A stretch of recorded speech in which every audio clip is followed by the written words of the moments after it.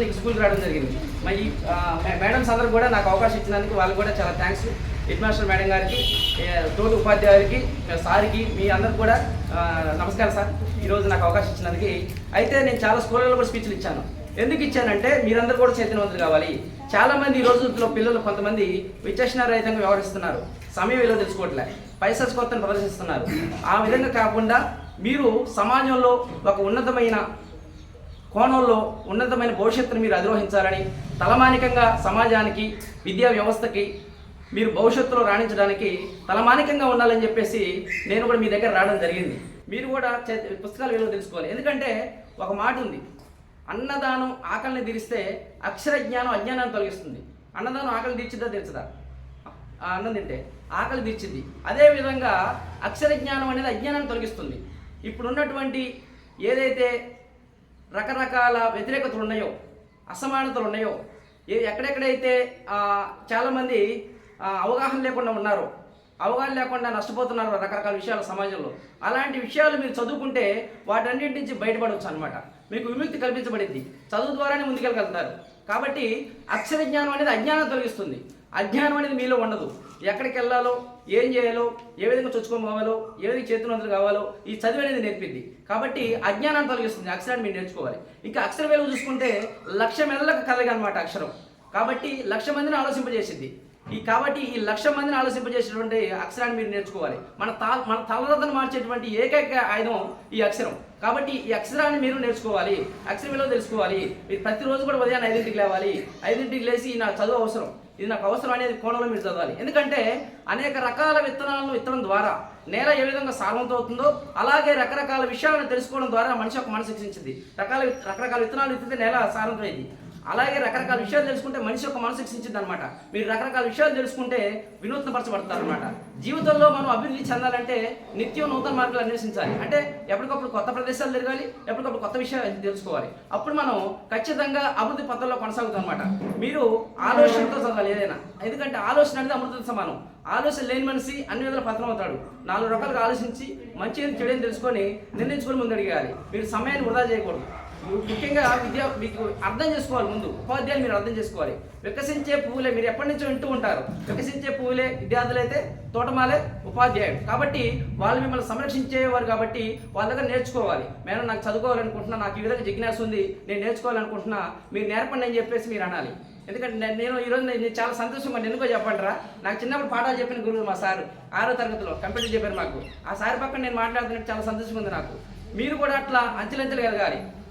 నేను 2009లో నా 10th అయిపోయింది అనమాట. హై స్కూల్లో చదివాను, నేలకొండపల్లి హై స్కూల్లో. మీరు కూడా అట్లా అంచెలంచెలుగా ఎదగాలి. 28 అవార్డులు నేను తెచ్చుకున్నాను. మీరు కూడా అవార్డులు తెచ్చుకోవాలి. అంచెలంచెలుగా వెళ్ళాలి అనేది నా ఉద్దేశం.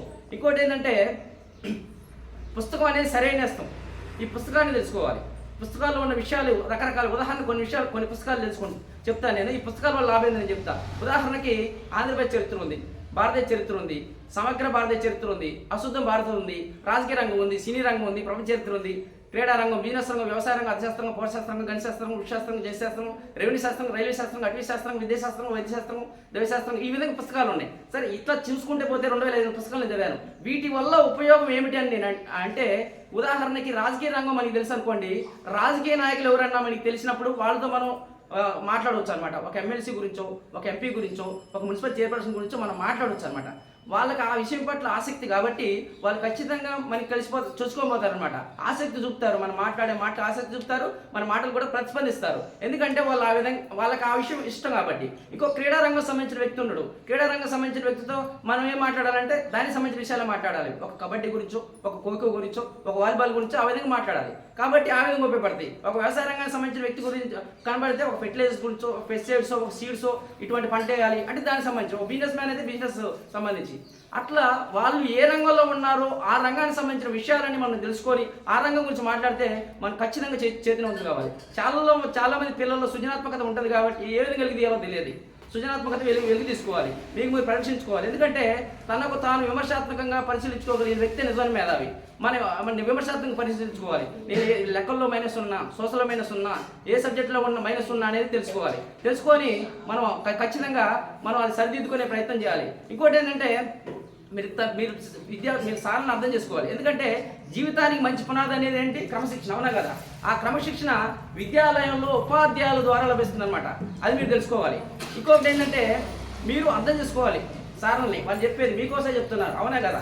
ఇప్పుడు ప్రైవేట్ టీచర్స్ ఉంటారు కొంతమంది, వాళ్ళకి మామూలుగా ఒక సబ్జెక్ట్ నేర్చుకొని అదే చెప్తారు. కానీ గవర్నమెంట్ టీచర్స్ బాగా ప్రిపేర్ అయ్యి ఎంతోమంది అప్లై చేస్తే, దరఖాస్తు పెడితే కొంతమంది ఉద్యోగాలు వస్తే అందులో సార్లు వస్తాయి అనమాట. గవర్నమెంట్ టీచర్లకి చాలా అర్థం ఉంటుంది, వాళ్ళకి చాలా బాగా నాలెడ్జ్ ఉంటుంది అనమాట. వాళ్ళు మీ దగ్గరకు వచ్చి చెప్తున్నారంటే ఈ ప్రత్యేకమైన శ్రద్ధతో నేర్చుకోవాలి. దేశాల పేర్లు ఒకసారి వస్తా, ఒక నిమిషంలో ఒకే ఒక నిమిషంలో. ఇప్పటిదాకా మన వరల్డ్లోనే ఎవరు చెప్పలేదు అనమాట. ఒక్క నిమిషంలో నేను ఒక్క నిమిషంలోనే చెప్తా, ఒకసారి ఏంటంటే మీరు కూడా అట్లా గుర్తుపెట్టుకోవాలి, మీరు కూడా అట్లా రాయాలి, ఓకేనా? ఒకసారి దేశాల పేరు చెప్తున్నానండి,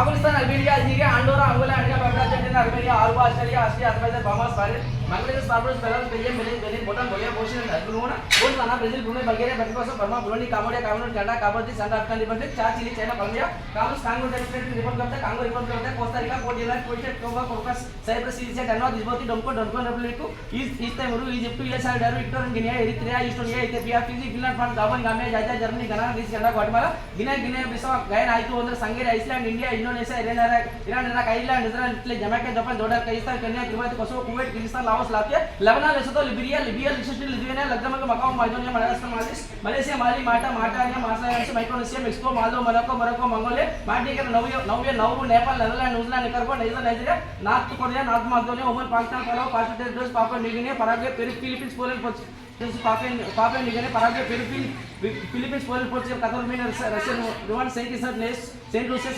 విన్సెంట్ అండ్ గ్రెనడీస్, సమోవా, సామోను, Saudi Arabia, Senegal, Serbia, Seychelles, Sierra Leone, Singapore, Slovakia, Slovenia, Solomon Islands, South Africa, South Korea, South Sudan, Spain, Sri Lanka, Sudan, Switzerland, Sweden, Syria, Taiwan, Thailand, Togo, Trinidad, Tobago, Tunisia, Turkey, Turkmenistan, Uganda, Ukraine, United Arab Emirates, United Kingdom, United States of America, Uruguay, Uzbekistan, Vanuatu, Vatican City, Venezuela, Vietnam, Zambia, Zimbabwe. ఇట్లా అయితే నేను ఒక్కరిని చెప్తాను. మన దేశంలో ఉన్నటువంటి 708 జిల్లాలు, మన తెలంగాణ రాష్ట్రంలో ఉన్నటువంటి 612 మండలాలు, మన ఆంధ్రప్రదేశ్లో ఉన్నటువంటి 612 మండలాలు, మన ప్రపంచంలో ఉన్నటువంటి అన్ని దేశాల పేర్లు, వాటి రాజధానుల పేర్లు, వాటి కరెన్సీల పేర్లు, ఖండాల దగ్గర నుంచి, మన ప్రపంచంలో ఉన్నటువంటి 35 రాష్ట్రాల పేర్లు, మన భారతరత్న వాటి దగ్గర నుంచి, లోయమూత వాటి దగ్గర నుంచి, దినోత్సవాల దగ్గర నుంచి, పరికరాల దగ్గర నుంచి ఒక్క 8000 టాపిక్లు నేను నేర్చుకున్నా. 8000 టాపిక్లు ఆంధ్రప్రదేశ్గా చెప్పగలుగుతాను. కాబట్టి నేను ఏమంటానంటే మీరు కూడా విద్యావంతులుగా, ప్రతిభావంతులుగా తీర్చిదిద్దబడాలి. అది నా ఉద్దేశం అన్నమాట. ఓకేనా?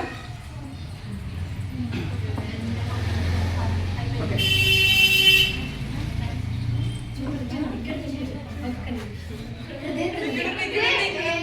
చూసుకోండి. ఆ నెంబర్ నేను ఎంతసేపు చూసినా, ఒక సెకండ్ చూసాను అనమాట. వాస్తవానికి ఫోన్ నెంబర్ కూడా కాదు. అయితే విషయం ఏంటంటే ఇప్పుడు ఫలానా పేరు, ఫలానా రామారావు పేరు, ఫలానా నర్సయ్య పేరు అంటే ఎవరైనా రాసుకుంటారు. అంటే ఎవరైనా గుర్తుపెట్టుకుంటారు, రాసుకోరు పేరు చెప్పినప్పుడు. ఊరి పేరు ఫలానా రాంపురం, ఫలానా నేలకొండపల్లి, ఫలానా వేవర్ అన్నప్పుడు ఎవరైనా రాసుకుంటారు, అవునా కదా? అది రాసుకోరు, గుర్తుపెట్టుకుంటారు. ఇంకేదైనా బయట గుర్తుపెట్టుకుంటారు. కానీ phone number, Aadhaar card number చెప్పేటకల్లా ఎంత పెద్ద ప్రొఫెసర్ అయినా, ఎంత పెద్ద మంత్రి అయినా ఖచ్చితంగా సెల్ఫీ ఫీల్ చేసుకుంటాడు, లేదా పేపర్ మీద రాసుకుంటాడు. ఎందుకంటే ఫోన్ నెంబర్లు కానీ, ఆధార్ కార్డు నెంబర్లు కానీ ఇలాంటి నెంబర్లు గుర్తుండు. అదే గుర్తుండున్నటువంటి ఫోన్ నెంబర్లు, ఆధార్ కార్డు నెంబర్ ఇలాంటి గుర్తుపెట్టుకుంటే ఏదైనా గుర్తుండదు అనేది మేధావుల ఉద్యోగ అభిప్రాయం. అందుకని మెమోరీ ఫోన్ తెలుసుకునేటప్పుడు ముఖ్యంగా ఈ నెంబర్ల రూపంలో తెలుసుకుంటారు అనమాట. Phone number, Aadhaar card number రూపంలో ఇలాంటి వాటి రూపంలో తెలుసుకుంటారు. ఇప్పుడు ఆ నెంబర్ నేను చెప్తున్నాను వినండి. 9719325861. ఇదే నెంబర్ అనుకరించి 1685239179. అంటే ఇట్లా ఏదైనా నాకు గుర్తుపెట్టుకోవడానికి కారణం ఏంటంటే నేను అనేక రకాల పుస్తకాలు చదివాను. నేను ఎందాలు ఏం చెప్పినా చిన్నప్పటి నుంచి మనకు తిరిగే వాతావరణ పరిస్థితులను బట్టి ఒకసారి అంటే చెప్తాను నేను మళ్ళీ ఒకసారి మీకు కరెక్ట్ కాదన్నారంటే చూసుకోండి. 1685239179. ఓకే, పుస్తకాలే కాదు, మిగిలిన పుస్తకాలు, మన లైబ్రరీ పుస్తకాలు చాలా ఉన్నాయి కదా, అనేక రకాల పుస్తకాలు చదువుకోవడం వల్ల జ్ఞానం అనేది పెరుగుతుందని చెప్తున్నారు. ఉదాహరణగా సార్నే చూడొచ్చు, మనం ఎన్ని దేశాల పేర్లు, ఉన్న దేశాల పేర్లు అని చెప్పారు కదా. మనకి ఏదో కొన్ని మనకు తెలిసినవి ఒక్కటే మనకు తెలుస్తుంది అనమాట. ఇండియా, నేపాల్ కదా, శ్రీలంక ఇలాంటివి, పాకిస్తాన్ ఇట్లాంటివి విన్నట్టుండే చాలా దేశాల పేర్లు మనకు అసలు తెలియదు కదా. చూడండి ఎలా చెప్పారు. సో మీరు చిన్నపిల్లలు కాబట్టి మెమరీ పవర్ అనేది అందరికంటే ఎక్కువ ఉంటుంది అన్నమాట. మీరు ఎంత మీ మెదడుని సానబెడితే అంత ఉంటుంది కాబట్టి అలా సార్లాగా కూడా మీరు కూడా బాగా చదువుకొని జ్ఞాపక శక్తిని పెంచుకోవాలని చెప్పారు. 10th క్లాస్ వాళ్ళు 9th క్లాస్ వాళ్ళు ఏమైనా డౌట్స్ ఉంటే అడగండి.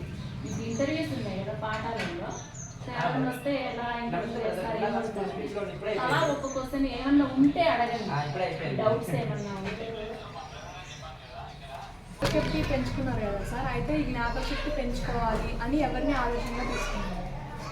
నేను ఆదర్శంగా అంటే వాస్తవానికి మనకి ప్రతి ఒక్కరికి ఆదర్శప్రాయమైన వ్యక్తులు ఉంటారు. ఎందుకంటే మన నిన్నలో మాట చెప్పారు, మన ప్రవర్తన 10 మందికి ఆదర్శప్రాయంగా ఉండాలి కానీ 10 మంది విమర్శించాలి కాదు. నేను ఎందుకంటే మనం ఎప్పుడైనా ఇతరుల నుంచే నేర్చుకుంటాం. చిన్నప్పటి నుంచి కూడా చాలామంది ఒక సూక్తి చెప్తారు, పుట్టడంతోనే ఏది రాదు అంచెలంచెలు ఎదుగుతారని. కాబట్టి నేను కూడా ఆదర్శంగా తీసుకున్నాను అబ్దుల్ కలాం గారిని. ఎందుకంటే ఆయన ఒక మాట చెప్పిండు, కళలు కనండి, కళల్ని సాకారం చేసుకోవడానికి కృషి చేయండి పాటుపడి ఉన్నాడు. కాబట్టి ఒక మాట ఉంది తెలుగులో సూక్తి, ఆశయాలను చెప్పడం కాదు, ఆశయాలను వినడం కాదు, ఆశయాలను ఆచరణలో పెడితే మనిషి మహనీయుడు అవుతాడు అనమాట. కాబట్టి ఆశయాలను ఆచరణలో పెట్టాలన్నమాట. నేనేం చేశానంటే అబ్దుల్ కలాం గారు చెప్పింది, చిన్న లక్ష్యం ఒక నేరం అని చెప్పింది, ఆయన పెద్ద లక్ష్యాన్ని ఏర్పరచుకోవాలి, అటువంటి అడుగుజాల్లో నడవాలని చెప్పింది. కాబట్టి నేను ఆయన స్ఫూర్తిదాయకంగా తీసుకొని అవును ఏదో మనం కొత్త సాధించాలి, ఒక వినూత్నంగా తయారు కావాలి, మనం ఒక విప్లవాత్మకమైన మార్పును తీసుకురావాలి, సమూలమైన మార్పును తీసుకురావాలి, ఒక అందరికీ ఆదర్శప్రాయంగా ఉండాలనే కోణంతో నేను చదివి అన్ని పుస్తకాలు చదివి అంచెలంచెలుగా నేను చదివి ఇన్ని రకాల పుస్తకాలు చదివి నాకు ఒక అవార్డు వస్తే ఏమనిపిస్తుంది, సంతోషం అనిపిస్తుంది. కొంతమందికి ఏమనిపిస్తుంది అంటే అవార్డు వచ్చిందో నా జాలే కానీ చెప్పేసి విరవీగుతారు అంటే కొంతమంది. అంటే నేనేం చేశానంటే అట్లుంటే ఇది కూడా మాట ఉంది, తలపిస్తానం వల్ల ప్రపంచంలో చెడ్డబేరు తప్ప ఏం సంపాదించడం. కాబట్టి మనకి ఏదో ఒక విజయం వచ్చింది అని చెప్పేసి మనం ఉపయోగిపోతే తర్వాత నష్టపోతామని చెప్పేసి ఇది కాదు, ఇంతకంటే పెద్దది కావాలని నేను అట్లా పెద్ద పెద్ద అవార్డులు తెచ్చుకొని కూడా ఇప్పుడు ఎదగాలి, మీరు కూడా ముందంజలో ఉండాలి, అభివృద్ధి పథంలో కొనసాగాలని నేను ఏమని చెప్తాను అనమాట. ఇవి చెప్పడం వల్ల ఉపయోగం ఏంటంటే అతను చెప్పాడు మేము కూడా చెప్పాలి అన్న ఒక ఆలోచన ధోరణి మీకు ఏర్పడింది. ఆ ప్రశ్నను మీకు కలజేయడం కోసం, ఆ స్ఫూర్తిని రచించడం కోసం తప్ప ఏదే లేదు. ఒకసారి తెలంగాణ జిల్లాలో ఏంటంటే మీరు కూడా ఇక్కడ ప్రిపేర్ కావాలి. నాయనపేట ములుగు హైదరాబాద్ సుభాన్ నిర్మల్ మంచిర్యాల జిల్లా కామెంట్ కదా సంగారెడ్డి డిస్ట్రిక్ట్ రంగారెడ్డి వికారాబాద్ మేడ్చల్ హైదరాబాద్ మహబూబాబాద్ నల్గొండ వనపర్తి బెదర్ కర్నూలు సిరిసిల్ల పెద్దపల్లి జగిత్యాల అనుకోని వరంగల్ జనగాం ముప్పై మహబూబాబాద్ ఖమ్మం కొత్తగూడెం భద్రాద్రి నల్గొండ సూర్యాపేట గోదావరి ఆంధ్రప్రదేశ్ శ్రీకాకుళం విజయనగరం మల్లిపట్నం విశాఖపట్నం అల్లూరు సీతారామరాజు అనకాపల్లి తూర్పుగోదావరి కాకినాడ కోనసీమ పశ్చిమ గోదావరి ఏలూరు ఎన్టీఆర్ కృష్ణా గుంటూరు బాపట్ల పల్లా ప్రకాశం నెల్లూరు వైఎస్ఆర్ కడప అన్నమయ్య కర్నూలు నంద్యాల చిత్తూరు తిరుపతి అనంతపురం శ్రీసత్సాయి. ఇట్లా మన దేశంలో ఉన్నటువంటి 740 జిల్లాలు ఉంది. అంటే కొంతమంది అనుకోవచ్చు సార్ మీకు పెద్ద ఉద్యోగం రాలేదంటే ఉద్యోగ ప్రయత్నంలో ఉన్నారు. ఉద్యోగం వేరు, అవార్డులు వేరు. ఉద్యోగం అంటే కొంతమందికి ఉద్యోగం నోటిఫికేషన్ వేరు, కొంతమందికి ఇవి ఏంటంటే ఇవి Guinness book of record, Padma Shri, Padma Bhushan మనం చేసే సేవలను బట్టి లింకా బుక్ ఆఫ్ రికార్డు, ఈ రికార్డు సాధించడం జరిగింది అనమాట. ఈ రికార్డు ప్రస్తుతాన్ని సాధించాను. ఉద్యోగాలు కూడా తర్వాత కైవసం చేసుకుంటాను అబ్దుల్ కలాం గారి ఆయన బాట ప్రకారం. కాబట్టి నేను అబ్దుల్ కలాం గారిని ఆదర్శం తీసుకున్నాను. ఎందుకంటే ఆదర్శప్రాయం అనేది ఉండాలి, మనం ముందు ఒకరిని తీసుకొని మనం ఆదర్శప్రాయంగా ఉండాలి.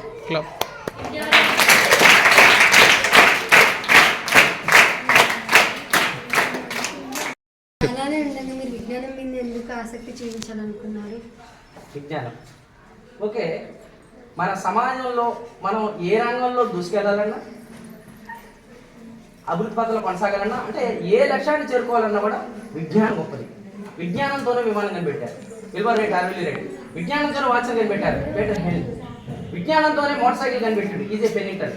విజ్ఞానంతోనే డబ్బుతో కనిపెట్టలే, డబ్బు ఉంటే పెట్టుబడి పెడతారు కానీ ఒక పరికరాన్ని కనిపెట్టలేరు, ఒక కొత్త ఆలోచనని రూపకల్పన చేయలేరు. కాబట్టి విజ్ఞానం అనేది నేర్పుతుంది. మీరు విజ్ఞానం అడిగారు కాబట్టి విజ్ఞానంలో కూడా 2 రకాల విజ్ఞానాలు ఉంటాయి. విజ్ఞానం అనేది 2 రకాలు. ఒకటో రకమైన విజ్ఞానం ఏంటంటే మనకు ఒక విషయం తెలిసైనా ఉండాలి. ఉదాహరణకి మన ముఖ్యమంత్రి గారు రేవంత్ రెడ్డి గారు, అది తెలిసైనా ఉండాలి, అది ఒకటో రకమైన విజ్ఞానం. ఒకవేళ తెలియదు అనుకుందాం. 2వ రకమైన విజ్ఞానం ఏంటంటే ఆ విషయం ఎక్కడ లభిస్తుందో తెలిసి ఉండాలి. అంటే తెలియనటువంటి సమాచారం ఎక్కడ లభిస్తుందో తెలిసి ఉండాలి. ఉదాహరణకి ఒక బస్ ఇన్ఫర్మేషన్ కావాలంటే ఒక కండక్టర్ను, ఒక డ్రైవర్ను అడగాలి, ఒక యాక్టర్ను, ఒక ఇంకెవరినో, ఒక మెడికల్ డిస్ట్రిబ్యూటర్ను అడిగితే చెప్పరనమాట. అంటే ఎక్కడ ఏం తెలిసి ఉండాలో తెలిసి ఉండడం కూడా 2 రకాల విజ్ఞానం. ఒకటో రకమైన విజ్ఞానం అంటే మనం తెలియని విషయాలు తెలుసుకోవాలి. విజ్ఞానం ద్వారానే ఏదైనా చలమైన అయింది. ఏ వస్తువు కనిపెట్టాలన్నా, గాలి గురించి తెలుసుకోవాలన్నా, ఆక్సిజన్ గురించి తెలుసుకోవాలన్నా. ఇప్పుడు ఉదాహరణకి సిమెంట్ ఉంది, ఆ సిమెంట్ నోరు కనిపెట్టారు జోసెఫ్ ఆస్టిన్ 1920లో. ఉదాహరణకి ఆ మోటార్ సైకిల్ ఎక్కడ కనిపెట్టారు, ఉదాహరణకి బెంజికాయ ఎక్కడ తయారైంది. ప్రతిదీ కూడా ఉదాహరణ ఆ చెట్టు వల్ల ఉపయోగం ఏంటి. ఇప్పుడు చెట్ల జీవశాస్త్రాన్ని ఏమంటారు, హోమాలజీ. నదుల అధ్యయన శాస్త్రాన్ని ఏమంటారు? పటమాలజీ. ఇవన్నీ ఎట్లా చెప్తున్నా? విజ్ఞాన విలువ నాకు తెలిసింది, దాని విలువ తెలుసుకొని నేను సమర్థవంతంగా ఒక ప్రణాళిక వేసుకొని దాన్ని బట్టి కొనసాగాను. కాబట్టి విజ్ఞాన విలువ తెలుసుకొని విజ్ఞానమే గొప్పదని నేను ఎక్కడికి వెళ్ళినా నేను రూఢిగా కొండబద్దలు కూడా చెప్తా. ఎందుకంటే విజ్ఞానం యొక్క విలువ నాకు తెలుసు, మీరు కూడా తెలుసుకొని విజ్ఞానం ద్వారానే ఏదైనా సాధించగలుగుతాం. కాబట్టి ఏది సాధించాలన్నా విజ్ఞానం అనేది ముఖ్యం, పుస్తకం అనేది ముఖ్యం, చదువు అనేది ముఖ్యం, డబ్బు ఇవన్నీ తర్వాత. అవి కూడా గొప్పయే, ఇవన్నీ తర్వాత అన్నమాట. ఓకేనా?